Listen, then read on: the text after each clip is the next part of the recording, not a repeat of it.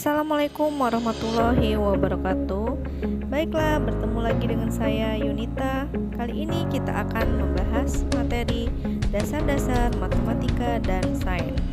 Pada pertemuan pertama ini, yang akan kita bahas adalah materi mengenai tentang himpunan. Tentunya, Bapak Ibu semua sudah pernah mempelajari materi himpunan sebelumnya ya, di SMP maupun di SMA ya. Baiklah, apa sih itu himpunan? Apa sih gunanya himpunan untuk pembelajaran kita di SD? Banyak sekali, di SD maupun di TK ya. Banyak sekali manfaat dari mempelajari himpunan ini, apalagi di usia anak-anak PAUD ya. Himpunan merupakan kumpulan objek yang dapat didefinisikan dengan jelas. Jadi di sini himpunan ini bisa kita definisikan dengan jelas. Jadi ada beberapa kumpulan itu tapi yang bukan merupakan himpunan itu ya. Jadi ada beberapa kumpulan yang bukan merupakan himpunan. Jadi definisinya harus jelas. Himpunan sendiri dinotasikan dengan tanda kurung kurawal dan diberi nama dengan huruf kapital. Keanggotaannya dinyatakan dengan lambang seperti huruf E, sedangkan yang bukan anggotanya dilambangkan dengan huruf E tetapi coret itu ya.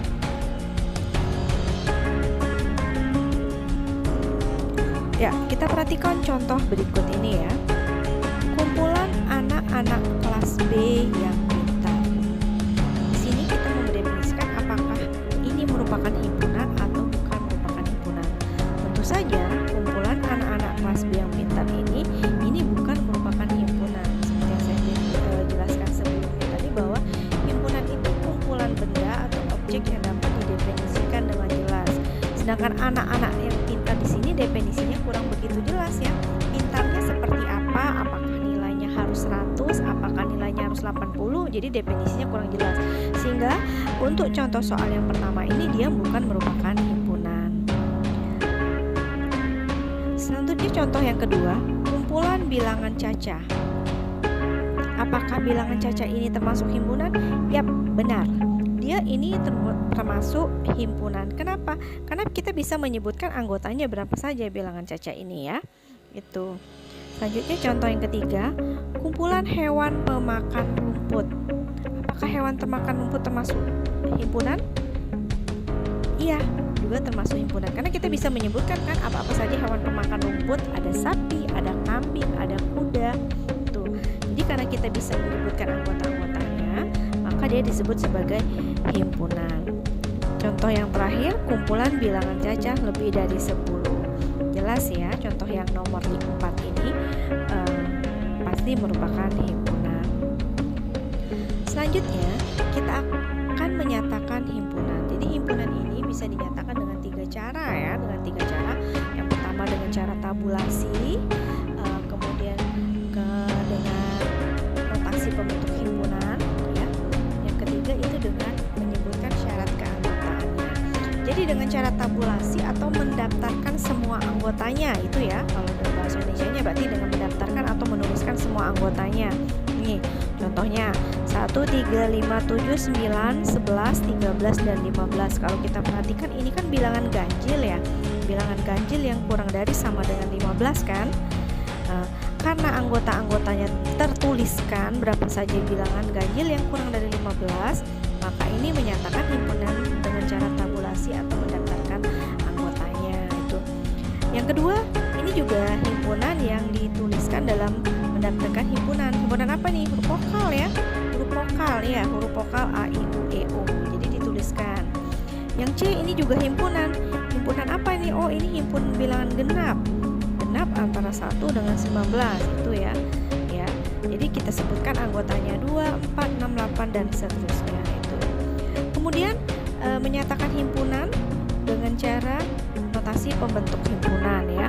Yang tadi ini kan masih berhubungan dengan soal yang tadi ya, dengan cara tabulasi tadi kata saya itu merupakan bilangan ganjil kurang dari 16 ya. Anggotanya berapa saja? 1, 3, 5, 7, 9 dan seterusnya ya. Sampai 15. Dengan cara notasi pembentuk himpunan, penulisannya seperti ini. X sedemikian hingga X, bilangan ganjil kurang dari 16 itu tadi ya. Dan seterusnya. Kemudian menyebutkan syarat keanggotaan. Kita bisa menuliskan himpunan dengan menyebutkan syarat keanggotaannya. Misalnya contoh yang pertama, tadi bilangan ganjil kurang dari 16 ya, maka dengan menyebutkan syarat keanggotaannya, A adalah himpunan bilangan ganjil kurang dari 16. Kemudian yang B adalah huruf vokal. Tadi kalau dengan cara notasi kan berarti X sedemikian hingga X adalah huruf vokal itu ya. Kemudian dengan syarat keanggotaannya, C adalah himpunan bilangan genap kurang dari 20. Jadi kan bilangan genap kurang dari 20 kan 2, 4, 6, 8 dan seterusnya itu ya. Sedangkan dengan notasi pembentuk himpunannya adalah X sedemikian hingga X kurang dari 20. Atau bisa juga X sedemikian hingga X berada antara 1 dengan 20 bisa. Jadi tergantung kita menyebutkannya seperti apa. Yang penting yang kita daftarkan tadi itu ada anggotanya di sana semuanya. Kemudian kita akan menjelaskan macam-macam himpunan. Himpunan ini terbagi menjadi ada yang namanya himpunan kosong, ada yang namanya himpunan semesta, ada yang namanya himpunan berhingga, ada yang namanya himpunan tak berhingga. Itu ya. Itu. Nah, himpunan kosong sendiri adalah himpunan yang tidak memiliki atau tidak mempunyai anggota dan dilambangkan dengan huruf O ini tapi tanda coret atau tanda kurung bawah kosong ya, anggotanya tidak ada. Contohnya seperti apa? Contohnya himpunan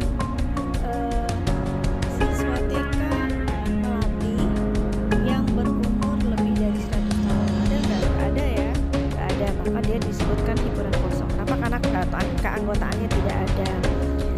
Kemudian kita lanjutkan dengan himpunan semesta. Himpunan semesta atau sering disebut juga adalah himpunan yang memuat semua anggota yang sedang dibicarakan atau sebagai universal ya, sering disebut sebagai himpunan yang universal.